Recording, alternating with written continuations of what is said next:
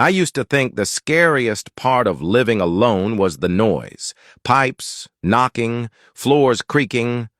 But then I found something worse. Every night, right before I fell asleep, I'd hear a door slam shut somewhere in my apartment. I checked every room, but nothing was ever out of place. Until one morning, I woke up and found a door wide open that I know I had shut. And that's when I realized. Hey, hold on. What was that over there? No, not that. Towards the wall. Yeah, that door.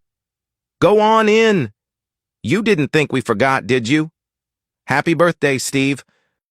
Parkour shoes. Those are from Sound Guy. Jump boost and swiftness potions were from the editor. And an enchanted fishing rod from Social Media Guy. Oh, and the boat? Yeah, that one's from me. Hold on to that.